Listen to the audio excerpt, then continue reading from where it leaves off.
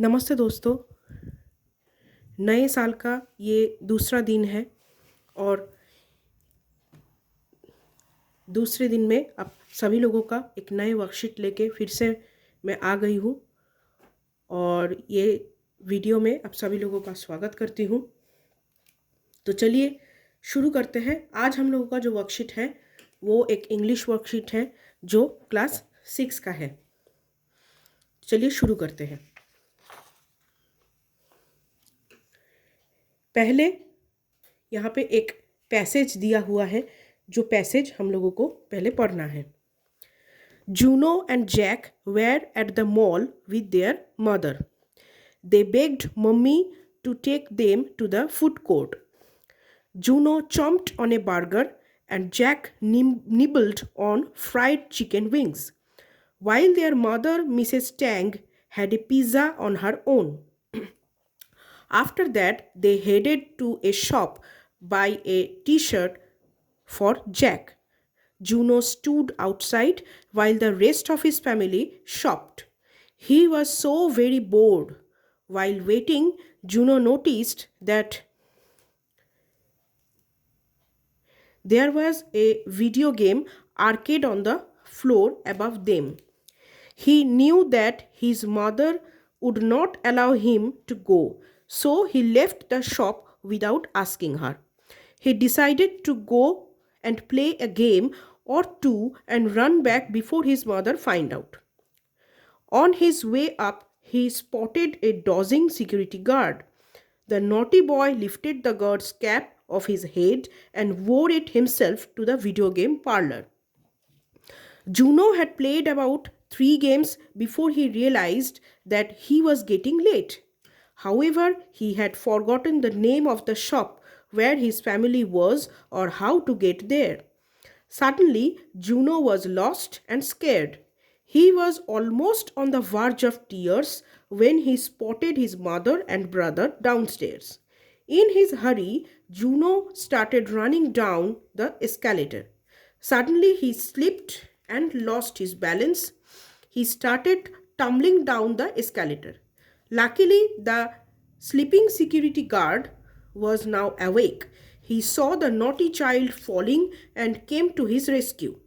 He caught hold of Juno by the back of his collar, lifted him up, and placed him on safe ground. Juno was shaking with fear. He asked the guard to take him to his mother. He returned the cap to the guard with embarrassment. Mrs. Tang, who was deeply worried, was astonished to see her son escorted back to her by a security guard. Juno narrated the whole story to her and tearfully promised to never disobey his mother again. तो पहला question है, choose the correct answer. Juno and Jack went to the dash. Juno and Jack गए थे mall में अपने mummy के साथ. Juno stole the dash from a sleeping security guard. तो जूनो ने सिक्योरिटी गार्ड का कैप चुरा लिया था. तो right option is B. Next है, dash came running to save Juno. Juno को सेव करने के लिए गार्ड आया था. तो ऑप्शन होगा, राइट ऑप्शन होगा D. Juno had gone upstairs to dash. क्या करने गया था जूनो? तो आंसर है play video games. Next question है, find the words in the passage which mean same as. Fall with a rolling और बाउंसिंग मूवमेंट, जो है टम्बलिंग डाउन और टम्बल डाउन.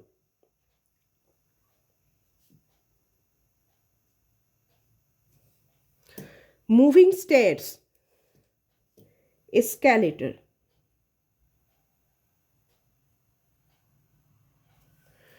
Next question है, answer the following questions. What did the boys do after reaching the mall? तो इसका answer है, they begged mummy to take them to the food court. Next question है why did Juno leave his mother and brother. जूनो ने mummy और भाई को क्यों छोड़ के गया था? तो इसका आंसर होगा Juno found a video game arcade on the floor. What were the naughty things that Juno did? Juno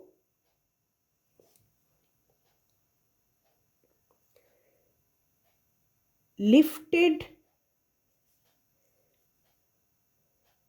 the dozing guard's cap and wore it himself. Next question है what happened when Juno started running on the moving escalator? क्या हुआ जब Juno ने moving escalator में दौड़ना चालू कर दिया? Juno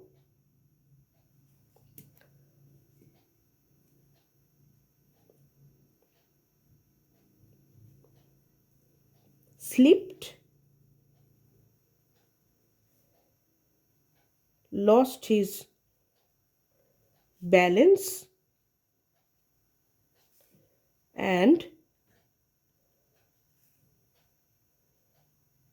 tumbled down the escalator.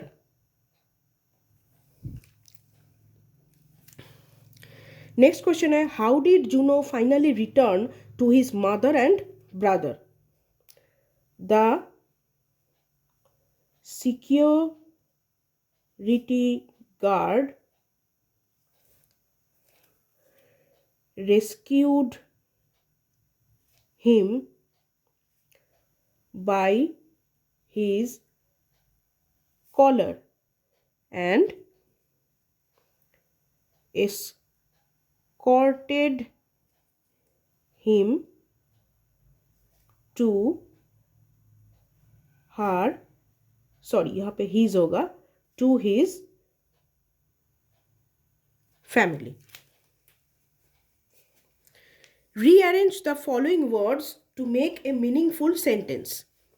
तो पहला क्या क्या वर्ड है ये वाला सेंटेंस में? सॉसर, प्लेज, ब्रदर, माई, every, weekend.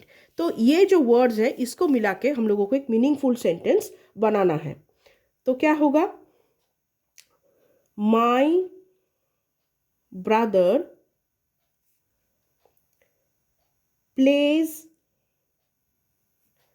saucer every weekend. Next question है cooking she loves new try to recipes. ये वर्ड्स को मिला के एक मीनिंगफुल सेंटेंस बनाना है. तो क्या होगा? शी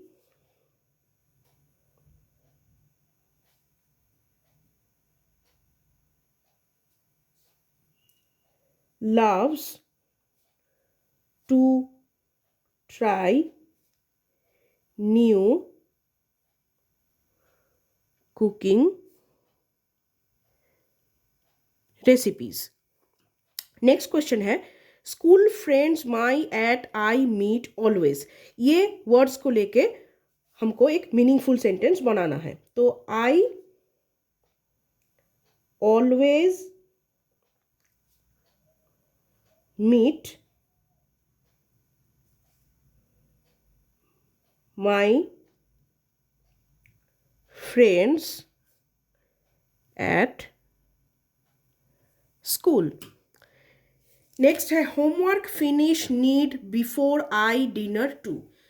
ये वर्ड्स को मिला के हम लोग को बनाना है. sentence. I need to finish homework before dinner. For planning the weekend are we a trip. तो इसको मिलाने से जो मीनिंगफुल सेंटेंस होगा वो है we are planning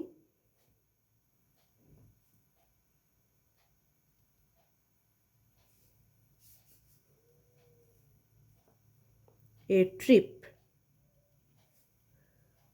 for the weekend. मतलब वीकेंड के लिए हम लोग एक ट्रिप प्लानिंग कर रहे हैं. नेक्स्ट क्वेश्चन है choose the right option. How is your first week dash school. तो यहाँ पे होगा at. How is your first week at school. Next question है Ajay is dash badminton with her friends in the playground. तो badminton खेला जाता है तो यहाँ पे होगा प्लेइंग जो है D option. My cousin goes to a dash school so she only comes at weekends. Weekends में नॉर्मली जो बच्चे आते हैं वो बोर्डिंग स्कूल में रहते हैं, हॉस्टल में, तो यहाँ पे होगा boarding school. You look really dash in your new uniform. यहाँ पे होगा स्मार्ट.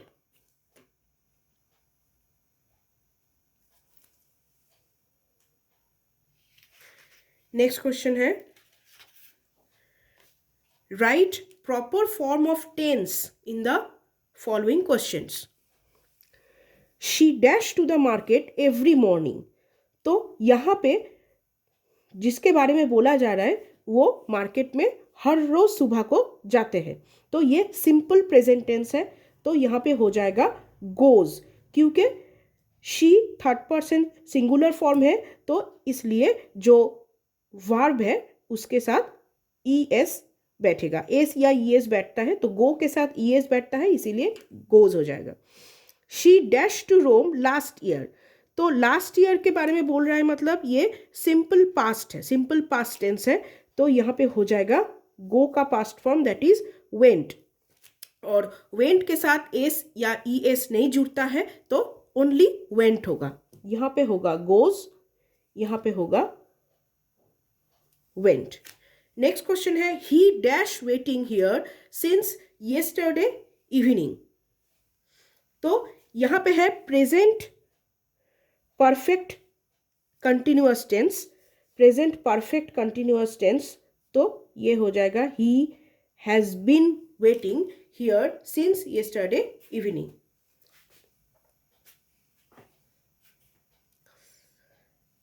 मतलब पिछले दिन शाम से वो अभी भी वेट कर रहा है तो इसीलिए हैज बीन वेटिंग.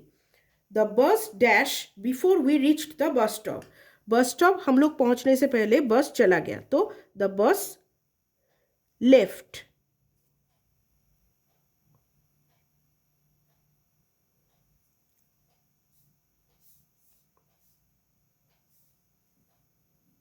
यहां पे होगा had left. The bus had left. ये है past perfect tense before we reach the bus stop. Next है she dash for a job since she passed out from school. School से passed out होने के बाद से ही वो एक जॉब की सर्चिंग कर रहा है या सर्च कर रहा है तो यहाँ पे भी होगा past perfect continuous tense, sorry past नहीं, present perfect continuous tense. So has been looking. So D is the right answer.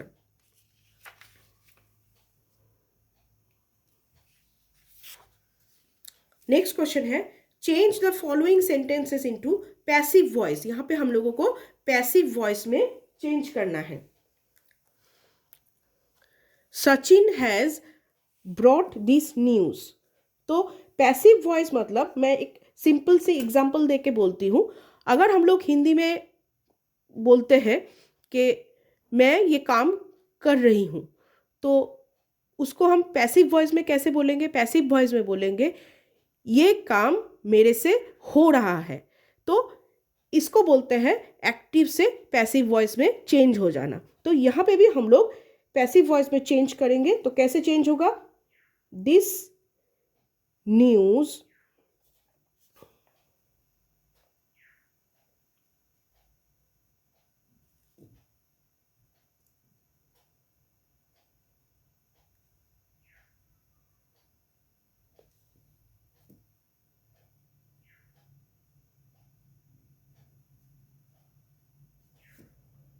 has been brought by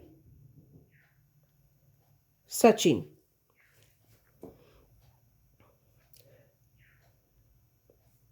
He likes ice cream. तो आइसक्रीम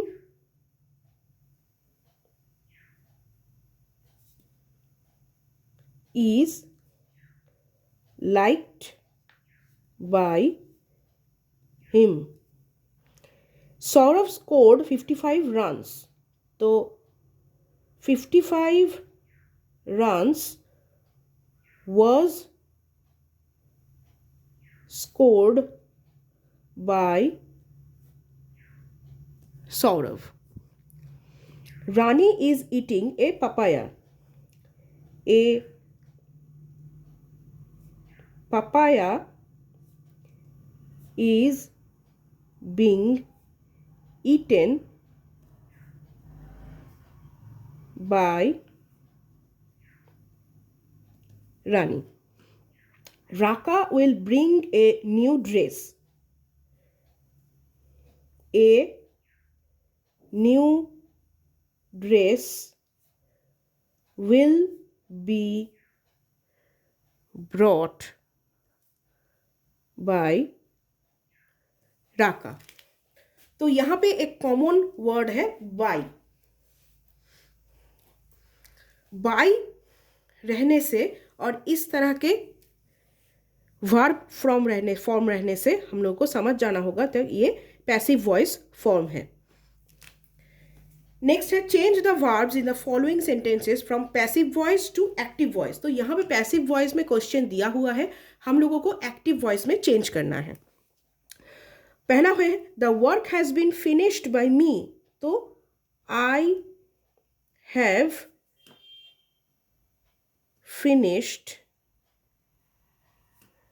द वर्क, ये हम लोग active voice में change कर रहे हैं। The roof will be repaired bye A workman. A workman will repair the roof. I have been cheated by her. She has cheated me. An old song was sung by her. She sang an old song. I am looked after by my mother during my illness. तो my mother